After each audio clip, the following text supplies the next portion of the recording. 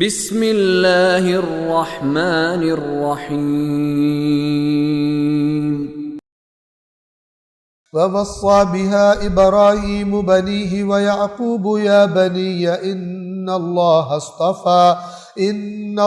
اصطفى لكم الدين فلا تموتن إلا وأنتم مسلمون أم كنتم شهداء إذ حضر يعقوب الموت إذ قال لبنيه ما تعبدون من بعدي قالوا نعبد إلهك وإله آبائك إبراهيم وإسماعيل وإسحاق إلها واحدا ونحن له مسلمون ووصى بها إبراهيم بنيه ويعقوب.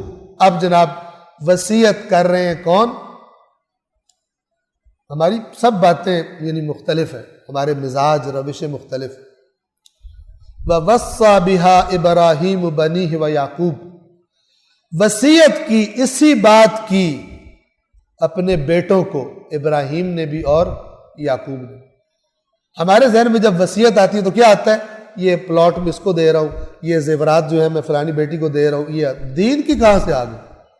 نہ بچوں کی نظروں میں ہوتا ہے کہ ابا کوئی دین کی بات کرے گا وصیت میں، نہ ابا کے ذہن میں وہم و گمان ہوتا ہے، اور لڑتے بھی پھر دنیا پر ہی.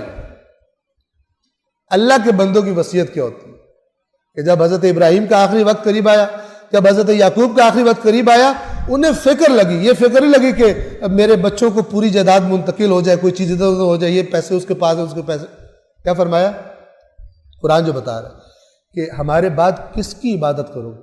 یعنی ان سے اقرار لے رہے تھے تاکہ کوئی سستی نہ رہ جائے ان میں.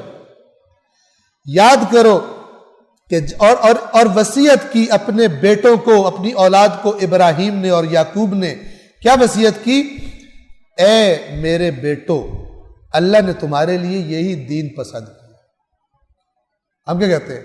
میں نے تمہارے لیے یہی پلاٹ پسند کیا، ٹھیک ہے نا، میں نے تمہارے لیے یہی مطلب کپڑے پسند کیے، اللہ نے تمہارے لیے یہی دین پسند کیا ہے، لہٰذا نہ مرنا مگر اسلام کی حالت میں، نہ مرنا اسلام کی حالت.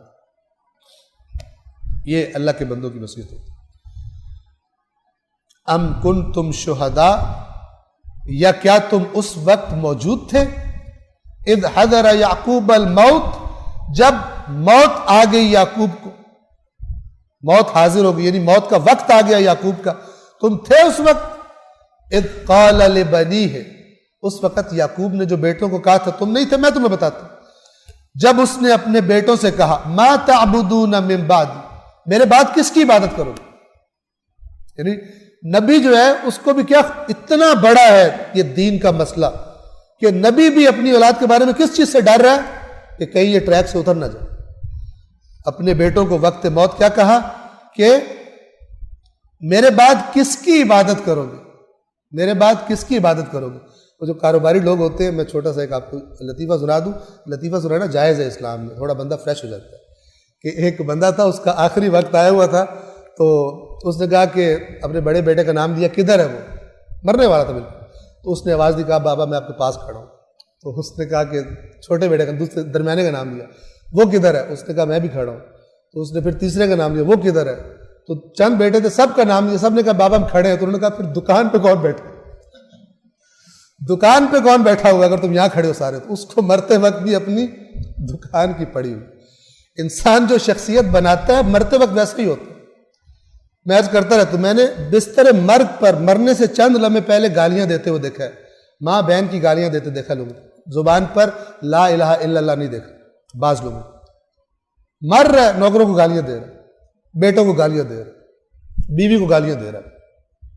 سائڈوں پہ کھڑے ہو ایسے افراد بھی جو بنایا ہے اپنے آخرت میں. جب آخری وقت آتا ہے پھر انسان چینج نہیں ہوتا، پھر وہی شخصیت ہے، وہ انسان وہی کام کرتا ہے. حضرت یعقوب نے کیا کیا؟ کیا تم اس وقت موجود تھے جب یعقوب کی موت کا وقت آیا؟ اس وقت انہوں نے اپنے بچوں سے کہا میرے بعد کس کی عبادت کرو گے؟ سب نے کہا ہم اس معبود کی عبادت کریں گے جو آپ کا اور آپ کے آباء و اجداد ابراہیم، اسماعیل اور اسحاق کا معبود ہے. الہن واحدن، جو اکیلا معبود ہے، یکتا معبود ہے. وَنَحْنُ لَهُ مُسْلِمُونَ، اور ہم اس کے آگے مسلمون ہیں. مسلمون یعنی سر تسلیم ہمارا اس کے آگے خم ہے، ہم اسی کے آگے جھکتے ہیں. صدق اللہ العلی العظیم.